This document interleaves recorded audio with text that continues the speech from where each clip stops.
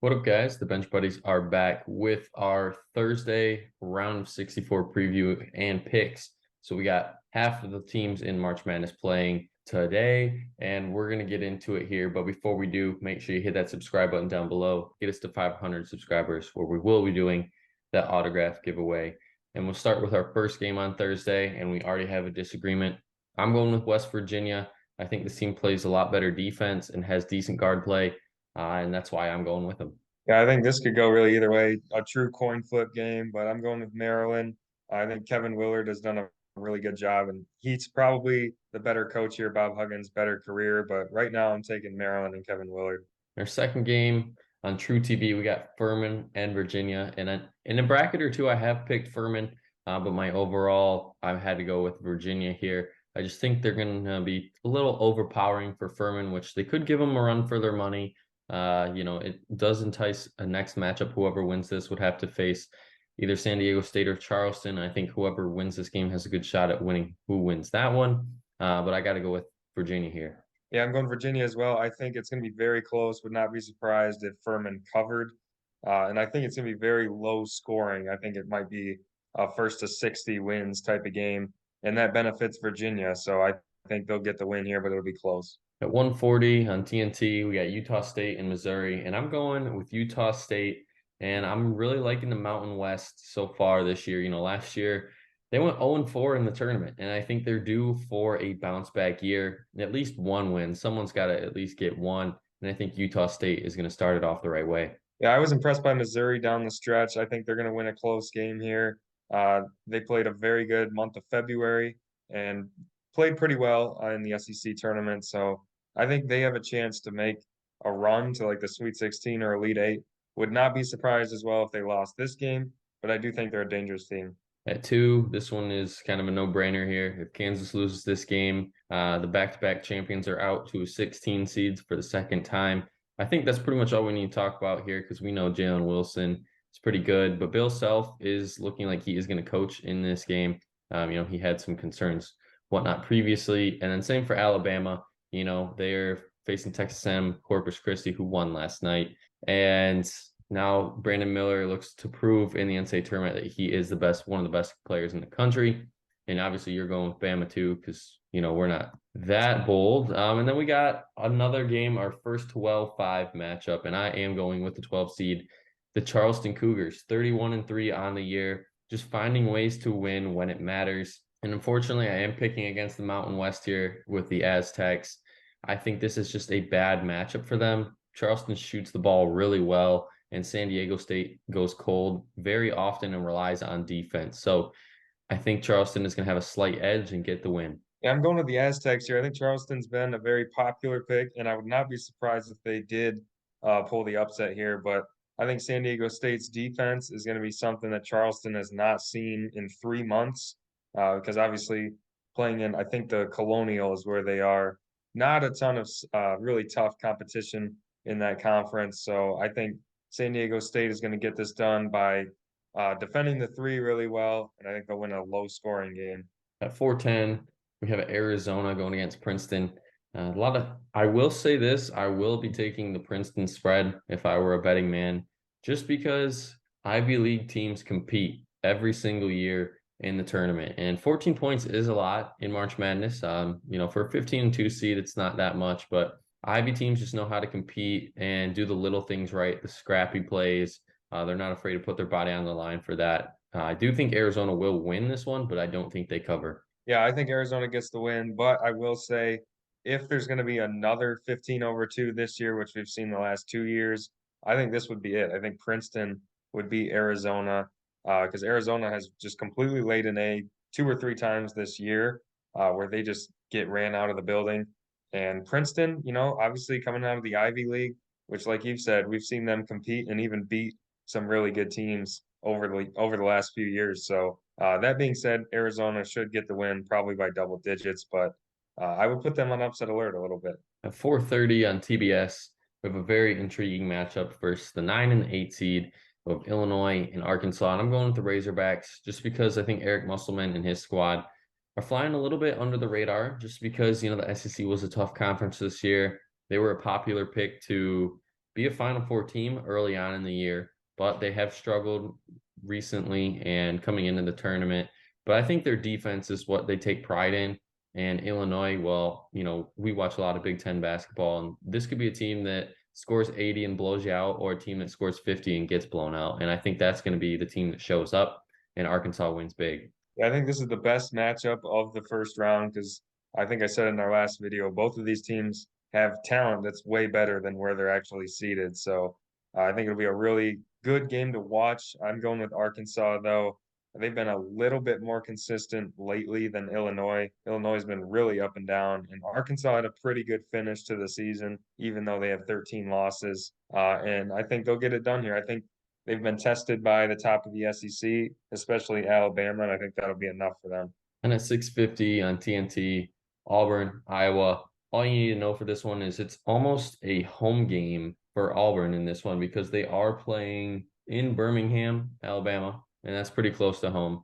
And Iowa, well, we know how Iowa is on the road this year, and that's all you need to know for this one. So I got to go Auburn. Yep, both of these teams kind of struggled down the stretch, but Iowa has not made it to the second weekend since I've started watching the NCAA tournament. I don't know the exact stat, but it's been at least 15 years, and I think that continues this year.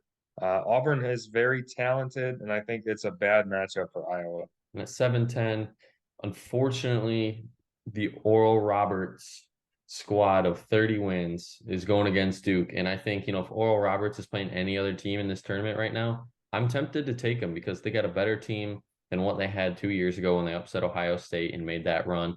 But they're running into a buzzsaw in Duke, and Duke is a very popular pick to win it all this year. I'm not getting too ahead of myself here, but I do think they win this one. And I think that 6-7 points, I think, is going to be kind of accurate there. So I kind of stay away from the spread. But Duke will win this one in the last minute or two. Yeah, I agree. I thought Oral Roberts was a lock to pull a 12-5 upset after their conference championship. But then they drew Duke, who's one of the hottest teams in the country right now, if not the hottest. So very unfortunate draw for Oral Roberts. And I think Duke will get this one. And I think they could definitely make a run, like you said. Then it's 7:25. We got Texas and Colgate. Colgate has never won an NCAA tournament game. Texas, well, they're coming in hot after beating Kansas in the Big 12 championship. And, obviously, if you look at the stats in a while, I think it's the last 5 or 6 years, a team that has won the conference championship hasn't won NCAA tournament.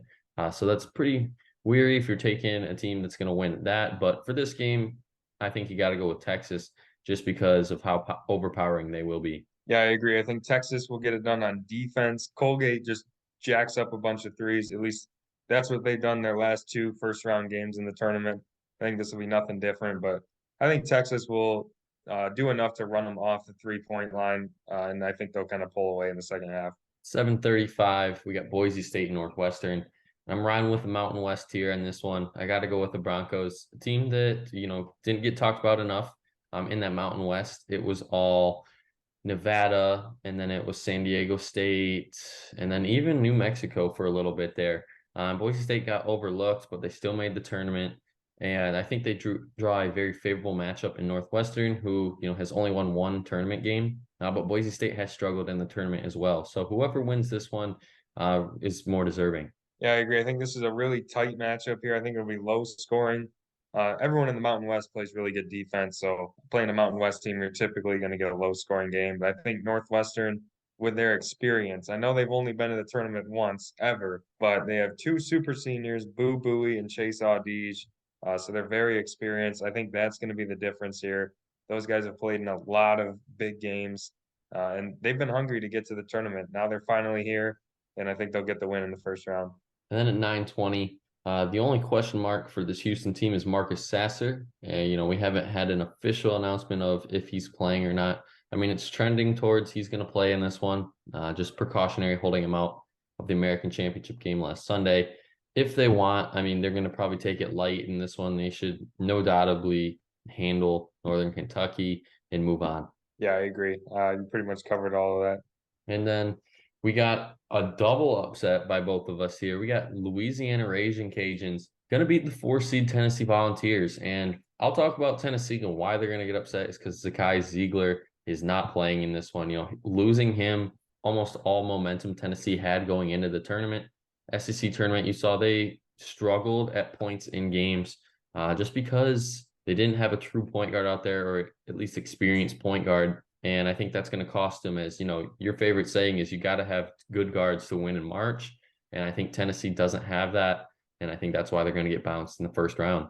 Yep. Not only do they not have their best point guard in Zakai Ziegler, but this team struggled to score anyway, even when he was in the lineup.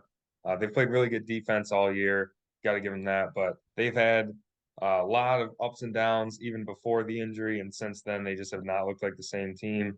I think Louisiana covers for sure. I think 11.5 seems like a lot for this game, unless I'm missing something. But if you're going to take a flyer and go above a 12 seed, someone to pull an upset, I think this is probably your best chance with Louisiana here. And then that should say 9:30. We got Penn State, Texas A&M, and this game I think could go either way. But I look at Texas A&M, and this team is very underseeded in my eyes. I think this should have been a 5 seed, maybe 6 seed at worst, but 7 seed is just very wrong to me. And I think Texas A&M could be a dark horse, kind of like UConn was when they made their run. And this A&M team has shown that they can hang with the big dogs. You know, Alabama did get the best of them in the SEC championship game, but they got there compared to a lot of teams that should have got there. And that just proves to me that A&M can hang. And I think now that it's tournament time, they can beat these kind of teams that, you know, really struggle at times, where A&M played consistent ball. Yeah, I agree. I think both of these teams probably find themselves being very unfortunate for drawing each other. Texas A&M is definitely underseeded. They probably should have been closer to a 5 seed or something around there. And Penn State, I'm not going to say they're underseeded, but they're playing much better right now than a 10 seed. So I don't think either of these teams are happy with who their opponent is, but I'm going to go with Penn State, the way they went on that run in the Big Ten tournament. And now they have a chance to rest a little bit before this game. I think the way they played Purdue there down the stretch is going to be big for them to carry into this game. And I think they'll pull the first round upset.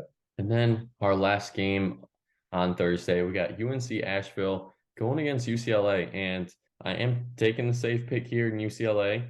And if you're looking at a 15 seed to pull an upset, or sorry, yeah, 15 seed to pull an upset, I think this is my pick here. Kind of like the St. Peter's run. You know, UCLA is a little banged up. UNC Asheville can shoot the ball well. I think they're like a 41% 3-point shooting team. And that's a bad matchup for UCLA because they struggle defending 2 guard sets. So I am going to take UCLA to be safe, but don't be too shocked if UNC Asheville even covers and possibly wins this game. Yeah, I am going with UCLA in the safe pick here. I think they'll handle their business, get out to an early lead. There's so much experience for them with Jaquez, Campbell, and Jalen Clark. So I think that'll be enough where they won't be tested too much in this game.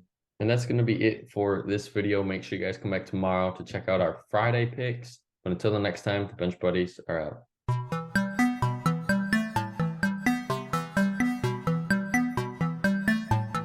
She never called back.